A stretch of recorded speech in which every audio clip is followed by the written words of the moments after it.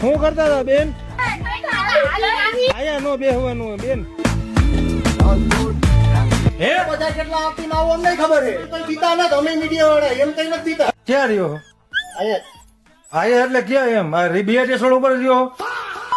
આ બીઆરટીએસ રૂટમાં તમે રોજ ગાડી હલાવતા હશો તો રોજ કેટલા મળતા હશે કે જે વાહન લઈને આવી ગયા હોય? તો બીઆરટીએસ રોડ ઉપર અત્યારે ચાલુ જ રહે. સામેથી રોજ એટલા વાહન મળે છે, સામેથી એટલી ફોર વ્હીલ આવે છે. નંબર પ્લેટ વગરના કાર, ફોર વ્હીલ.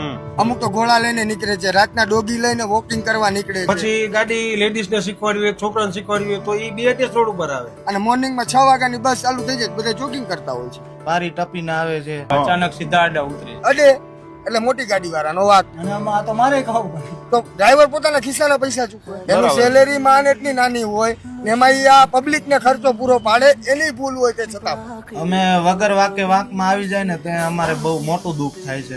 આમાં રિસ્પોન્સિબિલિટી એની હોવી જોઈએ કે આપણે આપણી રીતના વ્યવસ્થિત હાલી. અમે હોરન મારી તો એ લોકો ગારું દે આમાં. જે એમ જ લાગે કે એ લોકો બગીચામાં બેઠા હે અને અમે ત્યાં એના ઘરમાં ઘરી ગયા બગીચામાં. હવે એમાં રૂટમાં આવે છે તો તમે તો તમારા રૂટમાં જ હલાવવાના છો, તો આવા લોકોને તમે શું કહેવા માંગશો? અમારો ખાલી એટલું જ તમને કહેવાનું પબ્લિક ને રાજકોટની કે બીઆરટીએસ રૂટના ટાઈમિંગ પછી તમે ભલે એમાં ગમે એ કરો, પણ ટાઈમિંગ પહેલા તમે ડ્રાઈવરને તો સપોર્ટ કરો તો ડ્રાઈવર વ્યવસ્થિત શાંતિથી ગાડી ચલાવી શકે.